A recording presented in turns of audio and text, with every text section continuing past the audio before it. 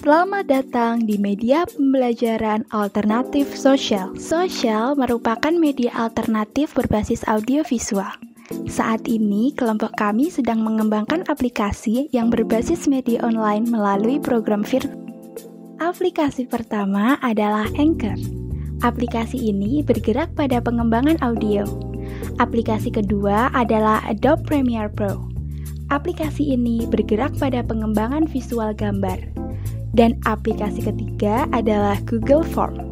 Aplikasi ini kami gunakan sebagai sarana minigame berbasis kuis. Untuk memulai penggunaan aplikasi, pertama silahkan kunjungi link berikut. Kemudian akan tampil 3 opsi. Klik opsi yang Anda inginkan.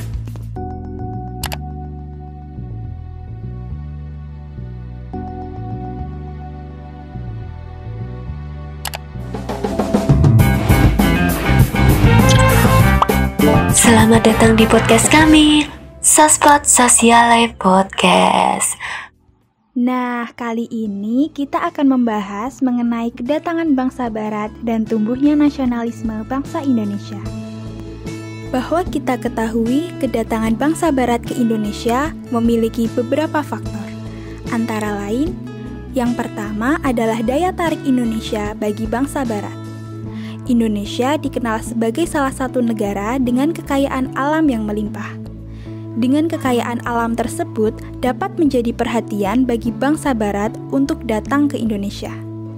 Ditambah lagi, Indonesia berada di jalur perdagangan internasional. Hal inilah yang menjadikan bangsa Barat berbondong-bondong untuk datang ke Indonesia dengan alasan berdagang. Yang kedua, kedatangan bangsa Barat tak lepas dari misinya yaitu 3G, Gold, Glory, and Gospel. Gold artinya emas yang identik dengan kekayaan. Glory bermakna kejayaan bangsa, dan Gospel adalah keinginan bangsa Barat untuk menyebarluaskan ajaran agamanya. Bahwa semboyan tersebut menggambarkan bangsa Barat untuk mencari kekayaan, kejayaan, dan menyebarluaskan ajaran agamanya dengan melakukan ekspedisi dan penjelajahan. Faktor ketiga adalah adanya revolusi industri yang ditandai adanya penemuan mesin uap untuk kapal laut yang digunakan untuk berlayar. Faktor keempat adalah Konstantinopel sebagai ibu kota Kekaisaran Romawi berhasil dikuasai oleh Kekaisaran Turki Utsmani. Pada tahun 1453, Kekaisaran Turki Utsmani yang dipimpin oleh Sultan Muhammad II berhasil merebut wilayah kekuasaan Konstantinopel dari Kekaisaran Romawi dan menutup jalur perdagangan. Hal ini menyebabkan pedagang dari Eropa tidak bisa lagi mendapatkan rempah-rempah. Mereka pun mulai mencari rempah-rempah ke benua lain, salah satunya Indonesia, dan negara-negara lain di benua Asia. Nah, setelah masuknya bangsa Barat ke Indonesia, tentu saja membangkitkan semangat nasional masyarakat Indonesia. Kemudian hal ini juga menyebabkan berdirinya organisasi pergerakan nasional. Namun selain itu, pasti ada nih hal-hal yang melatar belakangi munculnya nasionalisme. Kira-kira apa saja nih Kak yang melatar belakangi munculnya nasionalisme di Indonesia?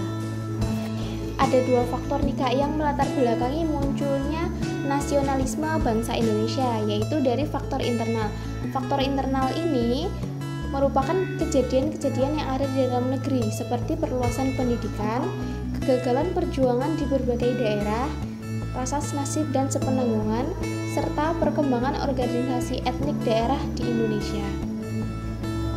Selain itu, faktor eksternalnya yaitu munculnya paham-paham baru di dunia, seperti paham liberalisme dan sosialisme, serta perkembangan organisasi pergerakan nasional di berbagai negara yang tentunya juga mendorong Indonesia memunculkan pergerakan nasional. Oh iya Kak, kalau contoh organisasi pergerakan nasional di Indonesia itu apa aja sih Kak? Nah, organisasi pergerakan nasional di Indonesia itu dipelopori oleh organisasi Budi Utomo yang berdiri pada 20 Mei 1908. Oh iya, setelah itu pada tahun 1911 itu berdiri organisasi Syarikat Islam ya Kak? Nah, betul sekali. Sarekat Islam ini berdiri pada tahun 1911. Kemudian ada organisasi politik pertama di Indonesia, yaitu Indische Partij, yang didirikan oleh 3 serangkai. Siapa aja sih Kak 3 serangkai itu? 3 serangkai itu terdiri dari Dawes Dager, Cipto Mangunkusumo, dan Ki Hajar Dewantara. Nah, itu tadi contoh-contoh organisasi pergerakan nasional di Indonesia pada masa itu. Wah, ternyata pada saat itu tokoh-tokoh memiliki semangat nasionalisme yang tinggi ya Kak? Betul sekali. Pada saat itu, tokoh-tokoh memiliki semangat nasionalisme yang tinggi sehingga menciptakan organisasi-organisasi pergerakan Indonesia. Dampak dari penjajahan bangsa lain tidak hanya pada pergerakan nasional saja, namun masyarakat Indonesia juga merasakan dampaknya di berbagai bidang. Misalnya dampak dari penjajahan Belanda, masyarakat Indonesia mengenal uang, paham terhadap transportasi, serta mengenal tanaman baru, bahkan menemukan barang tambang. Setelah bangsa Belanda meninggalkan Indonesia, Jepang datang dengan memberi harapan kemerdekaan Indonesia. Kemudian dibentuklah BPUPKI dan PPKI oleh Jepang untuk menyiapkan kemerdekaan Indonesia. Terima kasih sudah mendengarkan podcast kami ya. See you soon.